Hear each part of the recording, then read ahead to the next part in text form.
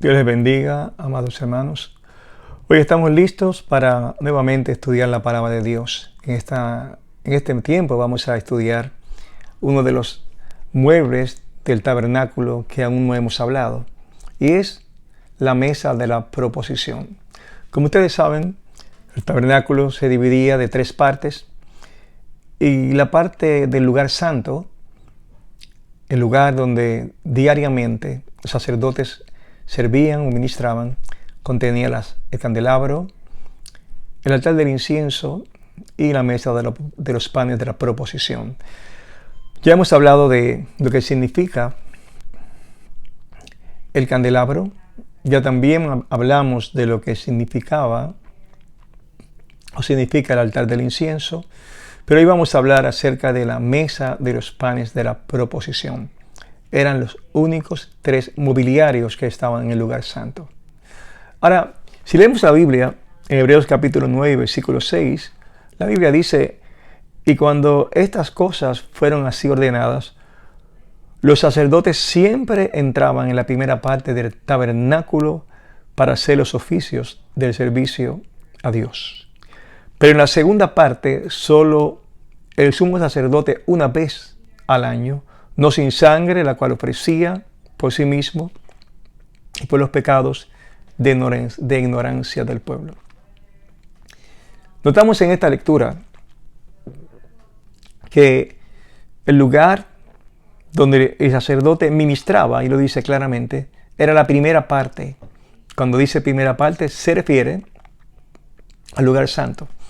Y cuando dice segunda parte, se refiere al lugar santísimo, el lugar donde reposaba el arca del pacto. En ese lugar ya hemos visto que una sola vez al año entraba el sumo sacerdote. Ahora, vamos a entender que todas estas figuras del Antiguo Testamento, esas sombras que no entendíamos, se entienden con el Nuevo Testamento y la enseñanza bíblica. Si miramos el tabernáculo, ya nos dimos cuenta que en el lugar santo solo entraba el sumo sacerdote y los sacerdotes. Al lugar santísimo entraba solamente el sumo sacerdote. Ahora, en el nuevo pacto, el Señor nos hizo reyes y sacerdotes para Dios. La Biblia habla de nosotros como real sacerdocio.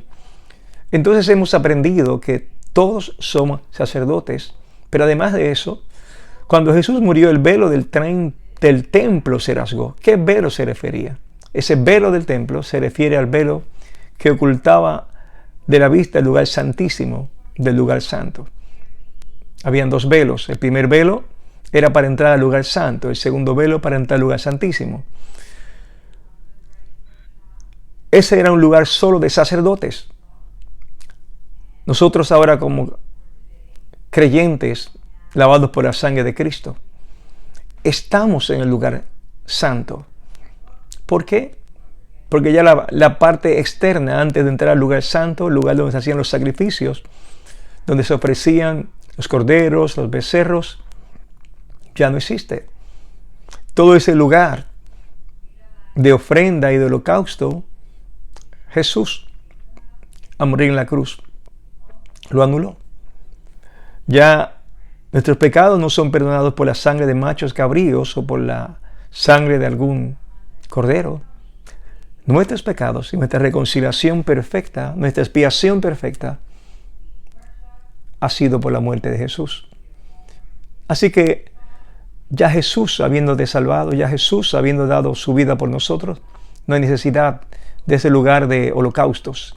Pero sin embargo, queda la parte del lugar santo en nuestra vida normal. Ahora somos llamados santos por Dios.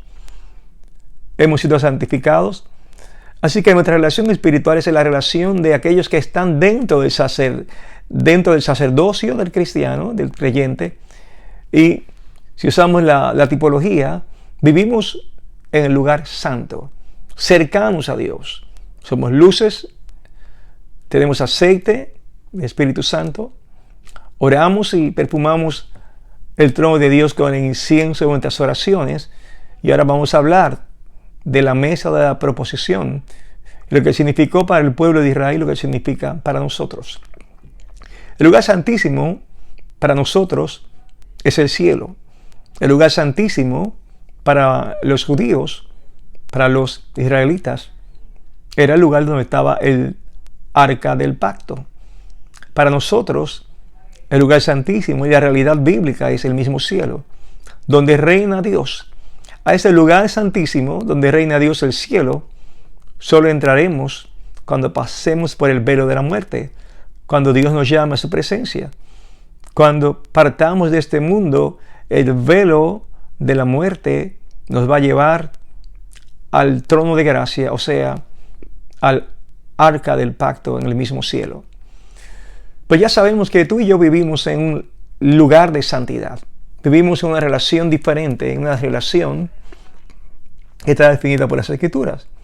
Y ahora, entendiendo lo que somos en Cristo, sacerdotes de Dios, vamos a mirar ahora la descripción de esa mesa de la proposición. Vamos a ver dos lecturas. En Éxodo capítulo 25, 23, la Biblia dice: harás también una mesa de madera de acacia. Su longitud será de 2 codos, y de 1 codo su anchura, y su altura de 1 codo y medio. Y la cubrirás de oro puro, y le harás una cornisa de oro alrededor. Le harás también una moldura alrededor de 1 palmo de ancho, unos 6 centímetros, y harás a la moldura una cornisa de oro alrededor. Quiero que notemos el material de esta mesa. La mesa era de madera, pero cubierta de oro. Tenía también una moldura, esto es que al final de la mesa le rodeaban 6 centímetros de moldura para que no cayera el pan de la proposición. Es una mesa interesante. Esa moldura iba a asegurar que por algún accidente, si ocurría un accidente de que se moviera algo de lo que estaba sobre esa mesa, y también vamos a ver que había otros utensilios, no cayera al piso. Dios no quería accidentes dentro del lugar santo. Dios no quiere accidentes en nuestras vidas. El oro siempre es pureza. Siempre presenta lo mejor, aquello que es sin mancha, aquello que es duradero. Y en nuestro servicio siempre entendemos el oro como servirle a Dios sin mancha, servirle a Dios con un corazón limpio y puro.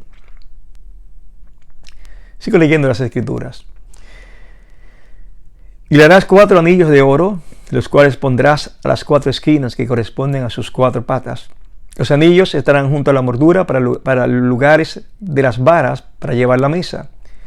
Y harás las varas de madera de acacia y las cubrirás de oro, y con ellas será llevada a la mesa. Aquello era para cuando el tabernáculo se movía, los levitas iban a meter unas varas, iban a poder, sin tocar la mesa, llevarla a otro lugar.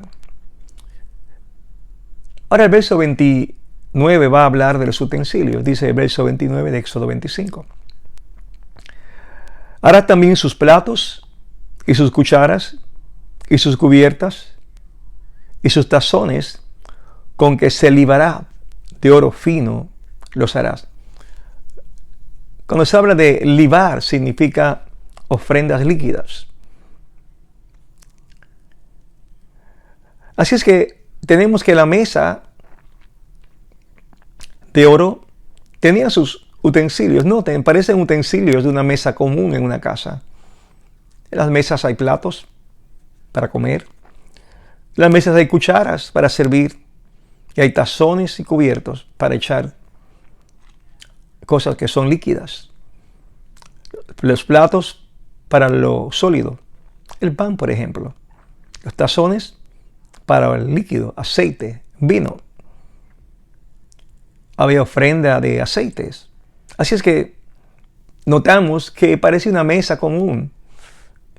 Cuando usted va a su casa y se sienta a la mesa y se comparte los alimentos, Usted lleva cucharas, usted lleva sus tazones, y usted lleva los platos. De momento nos damos cuenta que si Dios habita entre su pueblo, estaba preparando el lugar como para él servir la mesa. O mostrando desde el principio que la mesa es un lugar de reunión muy importante. La mesa es un lugar de comunión, de asociación, de intimidad.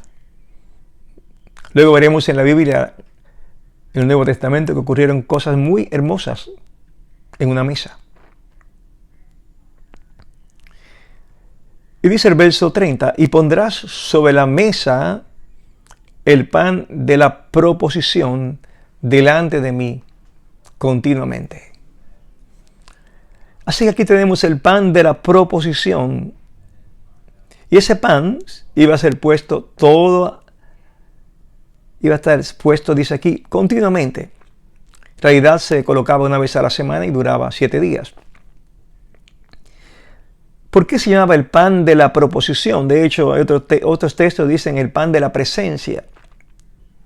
La razón por la cual se llamaba el pan de la presencia era porque primero estaba delante del velo del lugar santísimo, de donde Dios se manifestaba. Pero veremos más adelante otras aplicaciones de la Escritura sobre el tema de ese pan que estaba frente al velo del lugar santísimo. Y lo que vamos a leer ahora es lo que hacían los sacerdotes con esa mesa.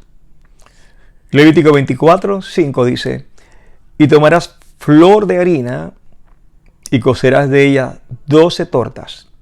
Cada torta será de 2 décimas. Quiero que entiendan que se va a describir ahora la forma en que será el pan. Flor de harina era la mejor de las harinas. Siempre para Dios lo mejor. 12 tortas, que cada torta de pan representaba una tribu de Israel. Y las pondrás en 2 hileras, 6 en cada hilera, sobre la mesa limpia delante de Jehová. Así es que cada pan o torta, cada una de ellas representaba cada tribu de Israel. Pondrás también sobre cada orden incienso puro, y será para el pan por memorial, ofrenda encendida a Jehová. Ahora vamos viendo otras cosas interesantes. Pan, pero incienso puro. Recuerden que el incienso es el perfume. Así es que había incienso en el altar del incienso, que es tipo de las oraciones de los santos para Dios. Pero ahora, el pan también tendría algo de incienso puro. Y en el pan ahora nos damos cuenta que en esa mesa de la propiciación se hacían ofrendas encendidas. Son libaciones. No se ofrendaban sangre ni animales que hayan sido presentados a Dios en holocausto o por el pecado.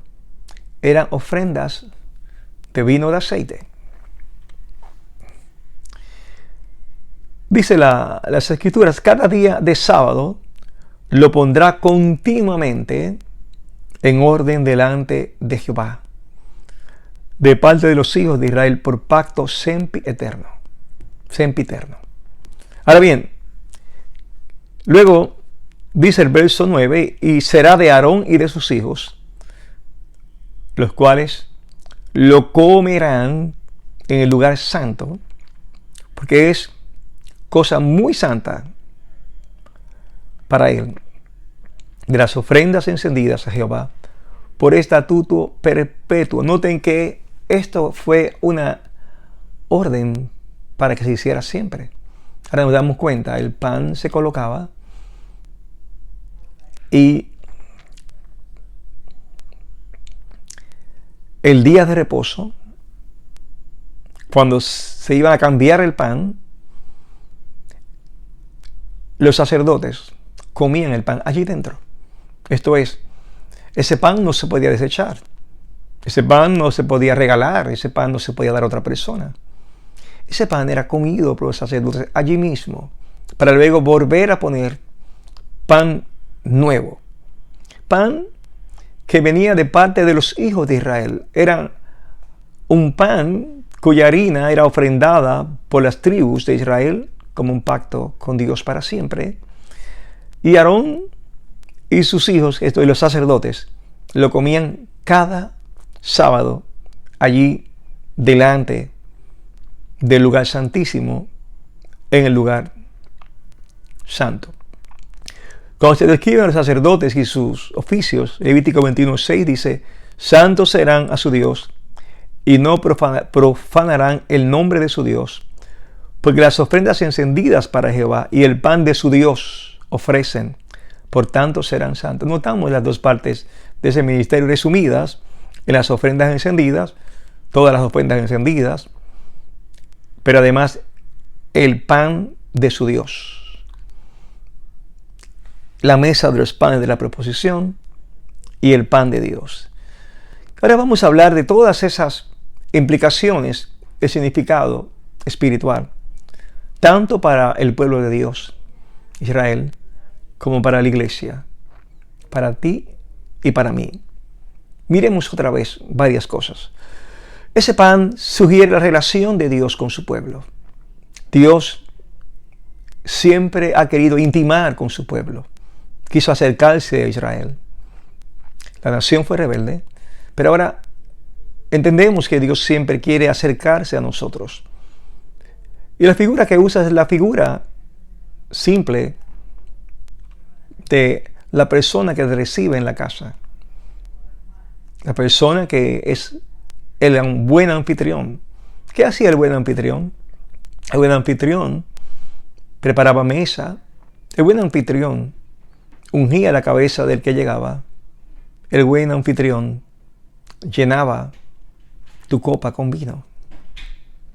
Salmo 23 y versículo 4 tiene un texto muy hermoso que habla de ese buen anfitrión que es el Señor. Dice Salmo 23:5: aderezas mesa delante de mí, en presencia de mis angustiadores. Unges mi cabeza con aceite, mi copa está rebosando. Noten todas esas figuras que nos hablan de Dios. Cuando las personas tienen grandes problemas y tienen angustias, se les quita el hambre. Cuando las personas están siendo perseguidas o sufren de alguna enfermedad o algún problema, lo menos que piensan es en la comida. Y si están huyendo de algún enemigo, lo que piensan es cómo tener seguridad y ocultarse. Sin embargo, David habla de que en medio de sus angustiadores, Dios preparaba su mesa. Es una mesa de comunión, una mesa para tener asociación con David.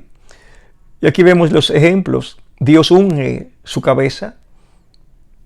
Dios no solo le echa a su copa vino, sino que lo rebosa, esto es, hasta arriba. Dios es un Dios que cuando da, dice la Biblia, nos da abundantemente. Dios es un Dios que es altamente generoso. Su mano siempre está amplia para bendecirnos. Por eso cuando oramos, dice la Biblia que nos da mucho más abundantemente de lo que pedimos y entendemos. Seguimos viendo las aplicaciones. Estaba en el lugar santísimo porque representaba la presencia de Dios frente a las 12 tribus, pero también representaba las 12 tribus frente a la presencia de Dios. Quiere decir, esos panes de comunión le recordaban al pueblo que Dios estaba sentado a la mesa con ellos. Y hay que decir que la mesa en una familia normal es un lugar de comunión. Es el lugar donde usted llega del trabajo, llega de sus actividades para sentarse con su familia, sentarse con su esposa, sentarse con sus hijos. En la mesa se conversa, en la mesa se ora. Se supone que en la mesa es el lugar donde Nos juntamos para tener algo de reposo juntos. No era diferente en el tiempo del Señor. Claro está, hoy día y con tristeza, ya la gente ni se sienta a la mesa. Cada quien está por su lado. Por lo tanto, hoy día la mesa no significa mucho como una figura de comunión para la mayoría de las familias. Sin embargo, en los tiempos del Señor Jesús, la mesa era el lugar central donde todos juntarse. Significa comunión. Dios quiere tener comunión. Pero la mesa del pan de la proposición recuerda también el maná. Dios tendió una mesa en el desierto durante 40 años donde le dio maná. Dios proveyó. Los panes de la proposición le recordaban al pueblo que Dios siempre es un proveedor, que siempre habrá lo suficiente para cada una de las 12 tribus por esos 12 panes. Dios lo había mostrado en el desierto y otra vez querían recordarles con esos panes de la proposición que Dios estaba siempre listo para proveer. En Salmo 36, versículos 7 y 8, la Biblia dice: cuán preciosa, oh Dios, es tu misericordia. Por eso los hijos de los hombres se amparan bajo la sombra de tus alas. Serán completamente saciados de la grosura de tu casa, y tú los abrevarás del torrente de tus delicias. ¿Qué significa esto? Aquí habla de que serán completamente saciados del alimento de tu casa. Sabemos que en el templo no se le daba comida a nadie, entonces es una ilustración espiritual. Es que Dios satisface el alma sedienta. Es que Dios dice que sacia completamente aquel que se ampara bajo la sombra de sus alas. Aquel pan significaba que no importaba la condición del hombre, ni importa la condición del hombre, Dios siempre será capaz de saciarnos. Solo Dios puede llenar cualquiera de nuestras necesidades. Cuando Jesús nos enseña a orar, dice, luego del Padre nuestro que estás en los cielos, luego dice, el pan nuestro, danos hoy el pan nuestro de cada día. Y por lo general pensamos inmediatamente en lo natural, pero ¿qué tal si pensamos en la parte espiritual? ¿Qué tal si cuando oras le pides al Señor que te dé el pan de su palabra para ese día? Porque no solo de pan, dice la Biblia, vivirá el hombre, sino de toda palabra que sale de la boca de Dios. Yo te invito a que cuando ores, piensa en el pan que nutre tu alma. Piensa en aquellas cosas que Dios ha dejado para que tú sacies tu corazón. Y le pidas a Dios que ese pan que te da vida y que satisface tu corazón te sea dado para cada día. Pero aquel pan que era puesto delante del velo del lugar santísimo también representaba acción de gracias. ¿Qué quiere decir esto? Que en toda acción de gracias en la Biblia usualmente se acompaña con una ofrenda de gratitud a Dios. En Mateo 2:11 vemos lo que ocurre con aquellos magos de Oriente que van a visitar al niño Jesús. Dice la Biblia, entrando en la casa, vieron al niño con María su madre, y postrándose lo adoraron, y abriendo sus tesoros, le ofrecieron dones, oro, incienso y mirra. Noten que luego de la adoración vino la ofrenda de sus tesoros. Era costoso, era fino. Le llevaron lo mejor: oro, incienso y mirra. Noten que el pan de la proposición se hacía de la mejor harina. Ofrenda limpia, harina fina.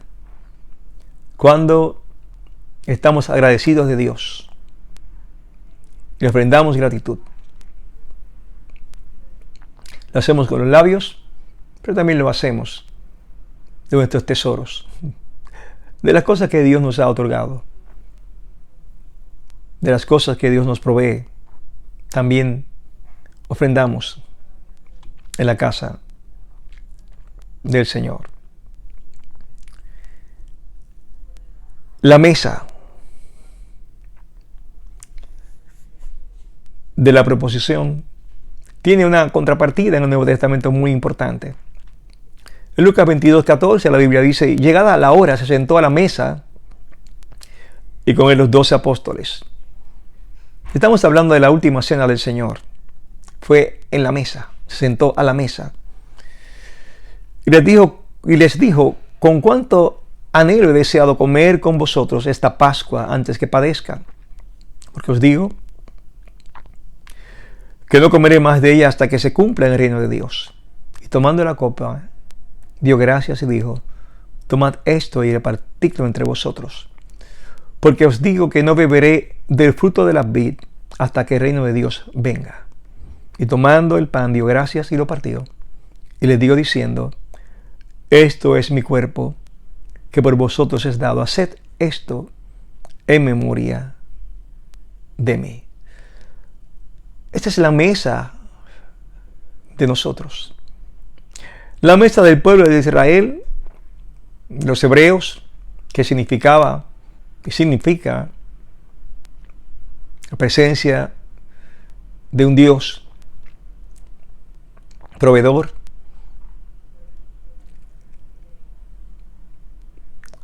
el agradecimiento de un pueblo para su Dios, pero también significaba la liberación de los egipcios por mano de Moisés. Para nosotros, la mesa del Señor, Jesús es el pan de vida. Jesús es la misma Pascua que fue entregada por nosotros. Jesús es el pan vivo que desciende del cielo. En ese caso, ese es el pan que no solo es el maná, o tipifica no solo el maná de los 40 años, sino es el maná que es. Jesús es el pan de la vida. En Juan 6:31 la Biblia dice: nuestros padres comieron el maná en el desierto, como está escrito, pan del cielo les dio a comer. Y Jesús le dice a aquel grupo de personas, Juan 6:32, entonces Jesús les dijo: de cierto os digo, no os dio Moisés pan del cielo, mas mi Padre os da el verdadero pan del cielo. Porque el pan de Dios es aquel que descendió del cielo y da vida al mundo. Entonces le dijeron: Señor, danos siempre este pan. Y Jesús les dijo: yo soy el pan de vida. El que a mí viene nunca tendrá hambre. Y el que en mí cree no tendrá sed jamás. Nosotros, hermanos, tenemos el pan de la palabra de Dios en nuestras vidas. Tenemos el pan de la presencia de Jesús en nuestras vidas. No tiene por qué estar sediento. Tenemos la mesa de la comunión en nuestras vidas. Dios prepara esa mesa para que tú entres día a día y te sientes en el altar de la oración, que es también un lugar de mesa de comunión, para que recibas de Dios lo que necesitas en tu alma y en tu corazón. Tu Padre ha preparado esa mesa para ti y Jesús finalmente es el único pan que alimenta nuestra alma. Todas estas cosas hermosas se pueden aprender y se aprenden de la mesa del pan de la proposición. Damos gracias a Dios por haber compartido una vez más. Que Dios les siga bendiciendo. Permítame orar. Padre, gracias, porque tú eres el pan de vida. Más bien Jesús es el pan de vida, Señor, a quien nos diste, para que cada día estemos en comunión contigo. Gracias porque siempre le suples a nuestra alma lo que necesitamos. Y gracias por habernos entrado a esta comunión e intimidad contigo. Bendice a cada oyente, bendice a cada hermano. En el nombre de Jesús, tu Hijo amado. Amén. Dios les bendiga, amados. Gracias por su atención.